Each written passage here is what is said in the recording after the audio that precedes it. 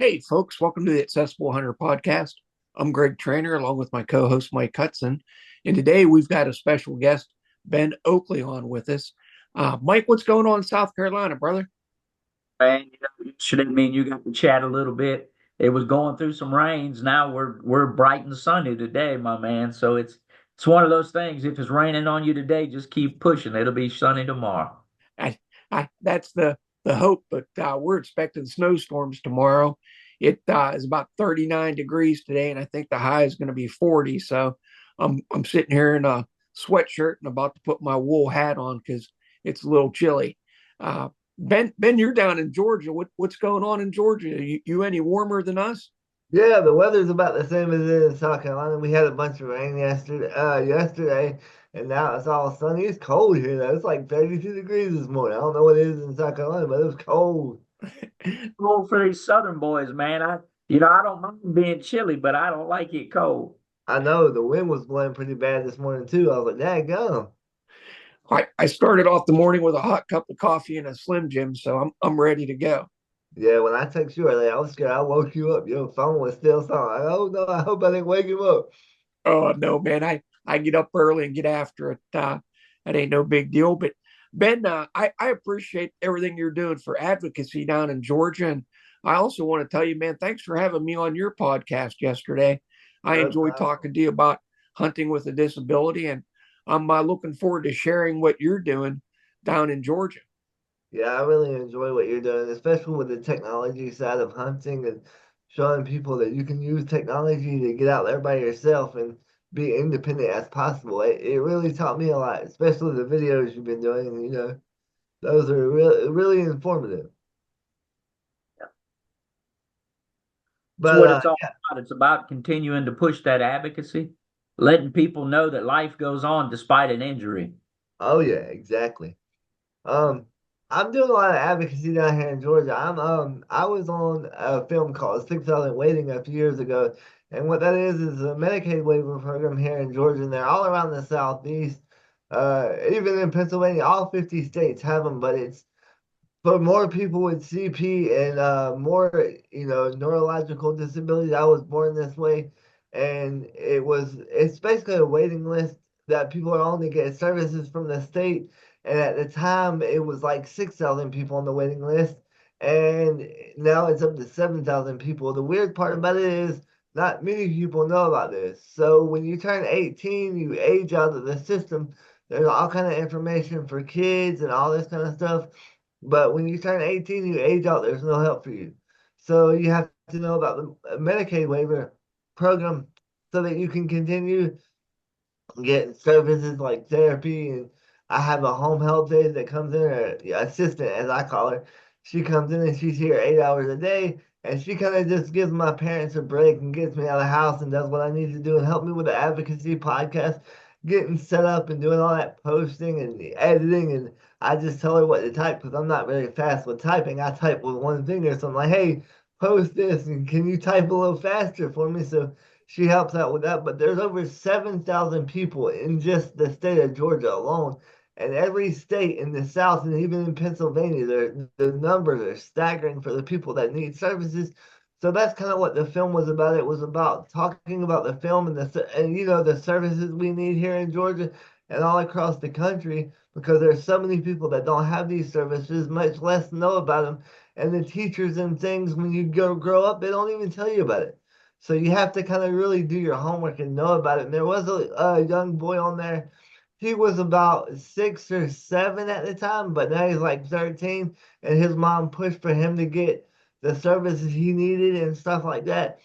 So now he's able to actually get the service he needs. They have somebody come in, but she's really been a big advocate at the Capitol. I do a lot at the Capitol. I talk to legislators to not only help people with my disability, but people with spinal cord injuries, and done a little bit of work with ADAPT and stuff like that. It's amazing, my friend, Yeah. to see all the stuff that's out there, but to also know how many people do not know about all the different types of disability advocacy groups that are there. The disability world is a small world, but at the same time, man, there is a ton of stuff we need to push for ourselves. We have to be our biggest advocate. In Exactly. South Carolina, I know that under the Haskell rules, the head and spinal cord stuff, that it's a 2-year waiting list just in South Carolina to get on it. You're not guaranteed. And Oh so, yeah. Crazy. it's like that, like you said, nationwide, man. I do some stuff with Roll on Capitol Hill, and we're trying to get these congressmen and senators to see we're not asking for a handout. We're asking for a hand up. And I know you've probably reiterated on this over and over again. Man, all we're doing is trying to live our best life. And Yeah. it's about finding things that can help push people forward daily. And it's not even that, it's the medical cost. Like the Yes. chairs and the equipment is so expensive. Just my permanent chair costs what, 90,000, and that's because of Right. insurance. So we're just having and if my dad didn't have insurance at the time, I wouldn't have this chair. So people need to really realize that it's so hard just for us to live our daily life. They're like, man, you want to get rich? I'm like, yeah, I want to get rich to live because it takes so much money for me just to live on my own and be independent. Right now, I'm 37 years old and still living with my parents because I can't afford to be out there alone. And here's the thing that a lot of people may not realize: this could happen to anyone, Ben. It's not necessarily people with, born with a disability. This could happen later in life. And then you find yourself in a nursing home because you're unable to afford attendant care or other services. These programs take the funds that would go to a nursing home and get people out living in the community, living independently. And to have a waiting list of 6 to 7,000 people, all of these people are still waiting for services. The need for those services doesn't end or doesn't start the day that you're on that waiting list. But what happens to these people? They're becoming warehoused. They're going into assisted living or nursing homes as young people. And really, we got to get people out and into the community. Yeah, speaking of nursing home, there is a guy called his name is Nick Papadopoulos, and he's actually in a nursing home. He's been there 8 or 9 years, and he can't get out. One thing he says in the film: once you come in there, you're not getting out. They take everything away from you. They take you want to be a lawyer, you want to be a judge, you can forget all that because they're gonna give you is building blocks. They're not gonna give you nothing. They're gonna make you, I don't know, dumb is not the right word, but they're gonna make you incompetent. They're gonna make you like you can't do nothing. He's been fighting that long to get out, and it's crazy because so many people can't get out once they go in. It really scares me. Luckily, I have a good family that's not gonna let me go in there. But you gotta imagine a lot of people are scared that they're gonna go in there when they get older because their wife might die. They might not be able to pay for the care. So it's really crazy that that really happens, and it can take up to 20 years to get these services. I had somebody in the inside that was helping me, but there's still people been fighting 20 years to get just the service they need to live. Yes, sir. Hard, man.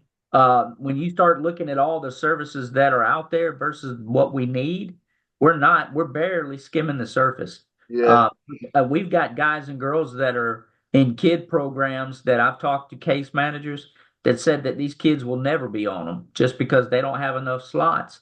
And it's a doggone uphill battle. Me and Greg have had this discussion before. It's almost like we're being penalized because we have an accident, injury, or birth defect. And that shouldn't be the case.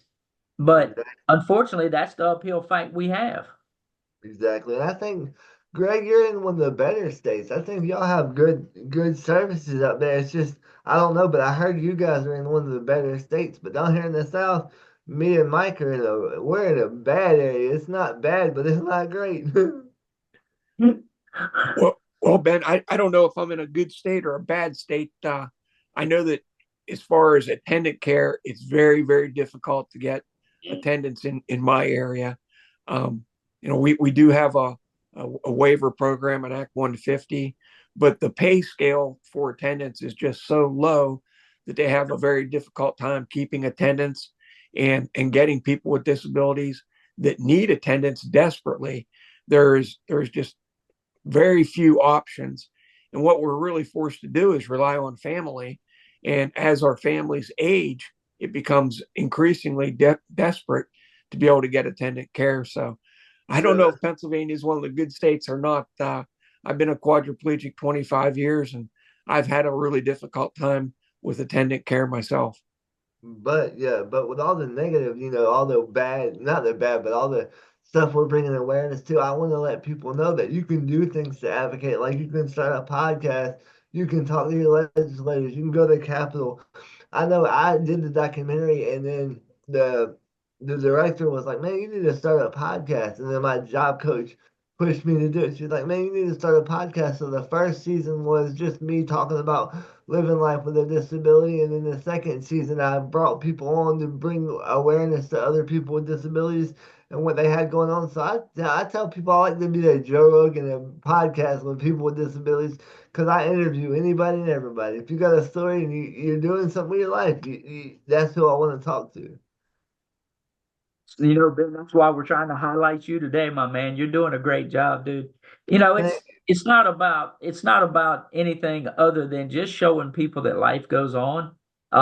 We talk about empathetic dialogue all the time. I just want somebody to understand my view from my seat, and it's not a sympathy thing. I love my life. I didn't ask for the injury, can't do a doggone thing to change it, but life's great if we allow it to be. We just have to push hard for it. It's all about mindset. And, Mindset is everything. and Ben, I think you have a really great mindset. What a lot of people might not realize that we have in common is I used to do a little skydiving, and I seem to recall you got thrown out of an airplane. Now, I don't know if you voluntarily jumped, but why don't you Oh tell us a yeah. little bit about that adventure? I loved it. Skydive. I did it about 3 times. The first time was I went with my dad, and I was like, "Man, you got to do this with me." He's like, I don't know." So finally, I pushed him to do it. Then we did it together. And then the second time, they asked me to do it for the film. They're like, "Man, you skydive? We got to get that on film." They had me skydiving and riding motorcycles, but it was the hardest part I found. I don't know about you, Greg, but the hardest part I found about skydiving was the breathing aspect. It's fun to fall out of the sky, but if you breathe too fast or you get a little fast breathing, it feels like you're gonna have a panic attack. So the first time I did it was a little scary. I'm like, oh no, but it was fun. I wanted to do it again. I wanted to go back that same day, but my head was a little woozy. You know what that's like, right? Because you skydive, but my head was a little woozy and like, I don't know if I can do it, but I want to do it again. So I've done it 3 times since that first time. It's awesome. Anything else on the bucket list that you want to do other than skydiving? Uh, I want to do a little, what was it? I want to do something. Oh yeah, I want to go up north and do a little hunting up north and maybe kill some elk or something, kill some bear. I was telling him yesterday, Mike, about our hunts with the Tom Sipple Foundation and what a great job those folks do. And told him to maybe start locally down in Georgia, apply with the KT team, and get into hunting. Now Ben, your uncle, I believe, took you out hunting, and you harvested a deer down in Georgia. You want to tell us a little bit about that? Well, I hunted with, I don't know if you guys have heard of Kilroy Kids. I heard about them at the Buckarama a few years ago. Well, actually, when I was a kid, I was like maybe 13, 14. And they're like, "Hey, you want to go hunting?" I'm like, "Yeah." So me and my dad went down there to the Georgia Power Land. They had a bunch of land, and it was like they said anybody can kill a deer, anything goes because they weren't like, they have different rules and regulations of what you can shoot. So it was kind of open shoot. But yeah, I shot a deer from about 75 yards with a 12 gauge slug. I shot her twice. Oh man, that's pretty good considering that shotgun slug. That thing wants to drop. Yeah, and the guy I was with, he was like, "You want me to finish?" I said, "No, that's my deer. I'm gonna shoot it." So I shot it twice, gut shot. My dad said, "Man, if you would have had that seatbelt on, you could have run down there that deer." It was just fun, and it's a thrill. Like when you start hunting, it's a thrill when you see a deer and you're about to shoot it. It's a thrill that you'll never be able to understand unless you do it yourself. I know I was shaking and like it was a doe, but it's still just I don't know what it is. It just gets you shaking and freaking out. Greg had me laughing. He said if he didn't have a seatbelt on, he would have went running down through that. I love it, man. Yeah. Getting to experience that adrenaline rush Oh, and it's have like what? and having your friends and family around to share that with you. To me, that's what it's all about. Hunting to me isn't necessarily harvesting a big animal or an animal. It's the experiences that I can look back on. years later and talk to people about it and say, hey, bud, do you remember when, we did this? Or you get to cut up with people and say, hey, you remember I had to wake you up in the ground blind before the deer came? You were snoring so loud, I thought you were going to scare off all the deer. Yeah, Stuff like that, cutting up with family and friends. that's what I like about it too. You just get out there and sit in the blind, you hear the squirrels and just the nature, and you watch the sun come up. You say, man, we saw like 5 squirrels this morning. We didn't see no deer, but them squirrels were going crazy. It's just something about just being in nature and just uh sitting out there. I don't get to go hunting much, but what I do is I'm one of the board of directors for a program here called Osprey in Georgia, and what we do is through the Amy Copeland Foundation. But what they do is they allow people to take the track chairs out and go on the trails. We have them in, I think, 12 parks here in Georgia, and they're about to move into national parks. So you have a buddy, and then your buddy signs up and take your ID and all that. And once you sign up, you can go get on the trails. They have in the national parks, they have the trails, and you can go through the trails and ride the trails and look at all the nature and all that stuff. And it's really been healing to me because I went through a lot of depression and stuff one time, and I didn't feel like getting out. But I said, you know what? I'm gonna go in the woods with my cousin and my sister and some friends. And boy, when I went out there, I felt like myself again. I'm like, man, I don't even feel like like I have a disability. Everything's just left, and it was just fun, laughing, talking. And it's not even that. It's just using that chair to get over the obstacles and thinking about, man, you see that rock we just climbed over? Like, it's just fun to get out there and just feel the nature above under the treads and the tracks, and just getting to see nature and actually experiencing something that somebody with 2 legs would experience. Tracks make a complete different change, man. Those things are there. It's like night and day. I tell people all the time, my everyday chair is like my tennis shoes, but my track chair is my work boots, man. When I get in that thing, it's ready to go. There The you only go. thing that you got down for you, Ben, is that you have to deal with Philip over there. You Oh have to yeah, keep Philip in check, man. I like old Philip. He's a good guy. I give him He's a a hard good time guy. all the time. Yeah, Philip's a good guy, man. He's our action track rep too, and we've had him on the podcast even before he went over with Copeland. He's always done really good by us, man. He's good people. That's awesome. That Amy Copeland Foundation and everything that they're doing in Georgia, along with Chip Mandarin, it's just amazing how proactive the state of Georgia is for people with disabilities. We talk to a lot of people throughout the country, and I don't think any place, as far as I'm aware of, Mike, you could correct me, but I don't think any state is doing what Georgia is doing for people with disabilities in the outdoors in conjunction with the Amy Copeland Foundation. That's awesome. I didn't even know that. We're blessed, Greg, in that, and I know Ben probably knows this is better or not worse than me, but South Carolina and Georgia are coming along a long way with Amy Copeland, and then you got Jacob here with Waymaker. Waymaker does the same all up down South Carolina. He's got 25 track chairs that they'll bring out for people for free, and we've had them on and talked about different things with getting chairs in, but just I mean, you think about it, the Southeast is really starting to pour on. But Governor Kemp signing different things in with DNR and really pushing now to have more advocacy in that. Man, that is absolutely amazing to see more and more people getting involved. It really is. Yeah. Well, Ben, we appreciate you coming on the podcast today. How can people get in touch with you, and how can people view what you're putting out there, bud? I'm on Instagram, Facebook, and TikTok, and all that. So my podcast is getting crazy with Crazy Wheels. It's GET Crazy with Crazy Wheels. And you can find me through that, and I'm on YouTube. And then I'll give you all the links. But yeah, you can find me through YouTube, Instagram, and all that, TikTok. And I'm always looking for people to be on the podcast. So if anybody watching this and said, "Hey, I want to be on the podcast," or talk about advocacy or something like that, just let me know. Absolutely. Absolutely, man. Ben, we truly appreciate you, man. And listen, I don't say it lightly, man. Keep pushing. We have to push together to advocate. It's Oh gonna take yeah. all of our voices together to be heard. Exactly. Maybe we can do something together where we all meet up, as content creators or something. We can get together and create some content, do a podcast all together or something. You don't have to twist my arm. We'll get out there and race track chairs and whatever you want to do, my friend. There It we don't go. Well, Well, thanks so much, Ben. Mike, it's always great talking with you, brother. We get to talk with people throughout the country and folks at home. Man, we appreciate all that you're doing. If you like what you're seeing, share our podcast, share our YouTube channel, and let's all try to advocate together. I do want to end this by saying this. People that are listening to this, that you may have a disability, you may be newly injured, but I want to say you're your best voice.